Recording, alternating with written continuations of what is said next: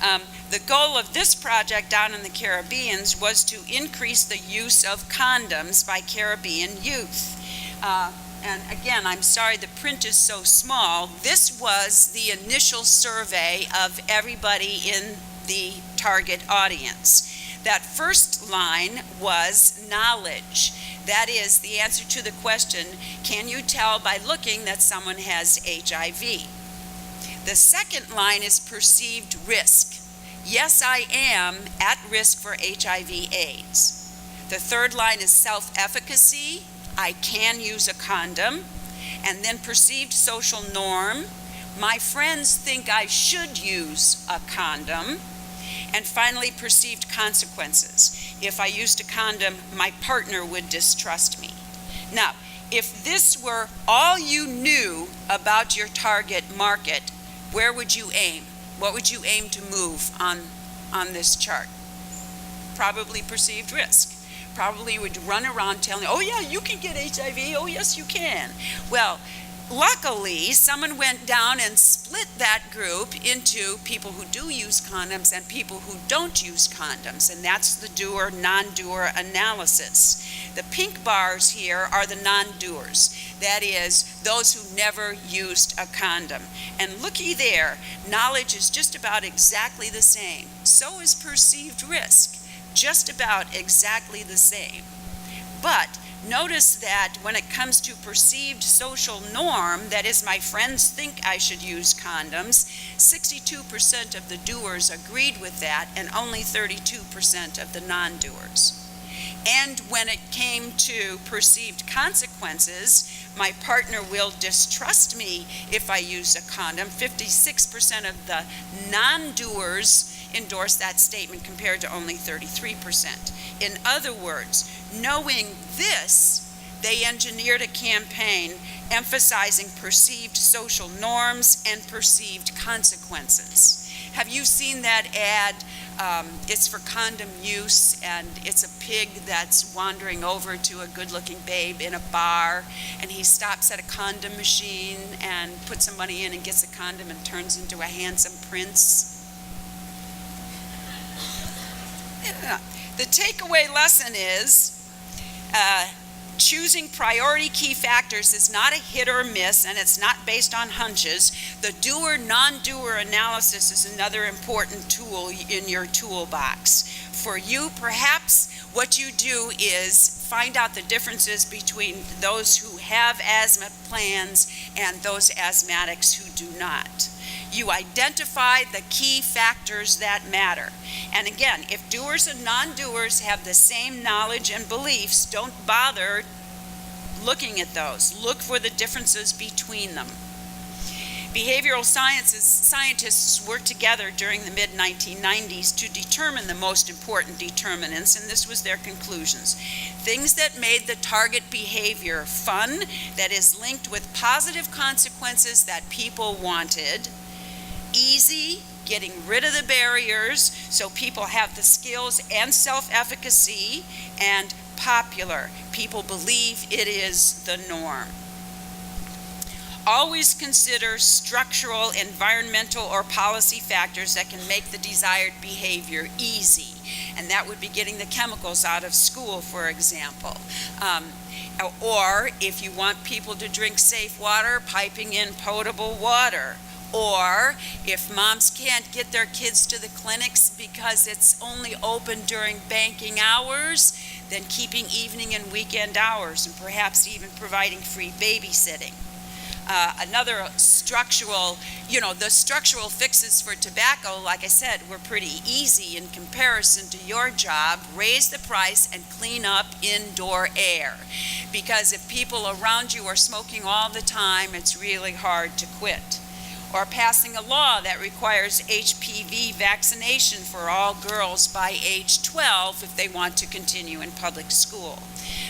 The perfect example, of course, of structural change that requires absolutely nothing, no behavior on the part of the beneficiary, is fluoridated water. And Baltimore City was, in fact, the first city in the nation to put fluoride in its water. It's completely passive, and it stops cavities. Often what you discover in the doer, non-doer analysis is going to suggest structural, environmental, or policy solutions. And remember that long-term motives, like, oh, you'll live long enough to get to know your grandchildren, don't work for kids. And if you don't know how you're going to pay the rent at the end of the week, doing something very, very hard now, like not having that cigarette for a distant payoff, isn't much of a motivator. So here's a summary of key factors.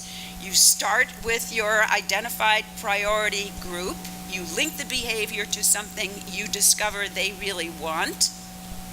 You analyze the differences between your doers and non-doers so that you can identify the most powerful key factors. And you work to make the desired behavior fun, easy, and popular. In the insecticide-treated net paradigm, these key factors were identified as having the potential to produce the desired behavior. And you'll notice that the phrasing gives some detail and indicates direction, which is why they include words like increasing or decreasing or building. And remember principle number 4, everything you do should maximize the benefits and minimize the barriers that matter to your target group. Different types of activities are better at doing different specific things, and this is just a chart of one-to-one interventions along the left and kinds of determinants or key factors that these one-to-one interventions are good at. So if you have listed any of these determinants, you may want to consider these activities. And again, think very expansively about the category of activities. Basically, you want to use whatever will get you where you want to go. And here's the completed framework for the BedNet project. You'll notice that the messages will frame the target behavior as killing mosquitoes and reducing malaria. And you'll notice that health workers are going to be trained to serve as communication channels.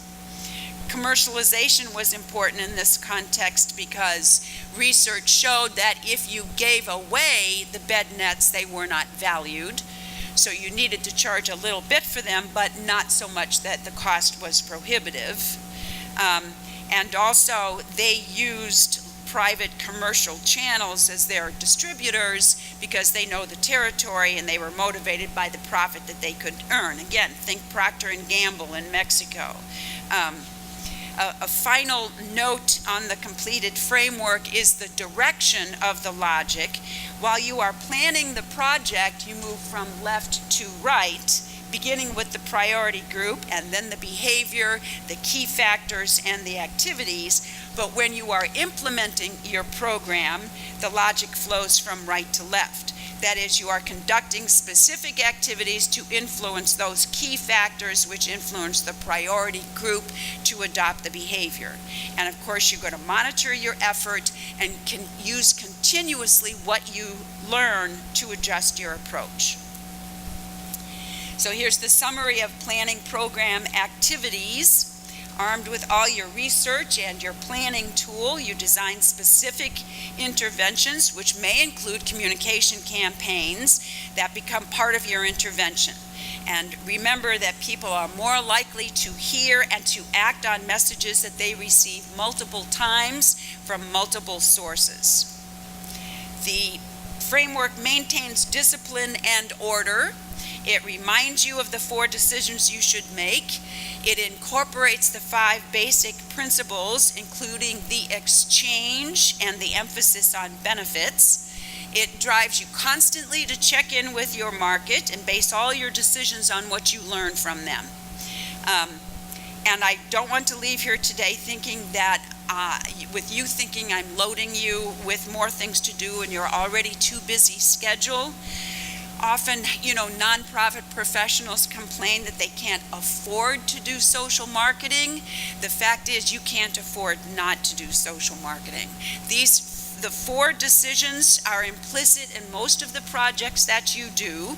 Asking people the right questions, collecting the answers, and thinking smart will always help to ensure your success. And this is just a nice schematic to remind you of the questions that you're going to answer before you design your intervention. In other words, you don't start by saying you need a website or a brochure. You start by knowing exactly what problem you are addressing. You do your research to discover what is already in your audience's head and therefore what they need to hear, and then you determine what tools are most appropriate.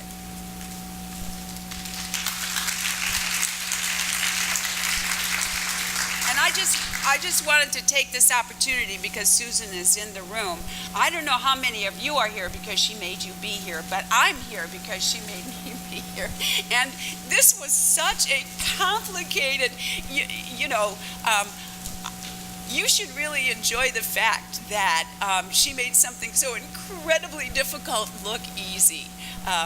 You are a very impressive crowd, and your mission is really important, and we have Susan to thank for this day.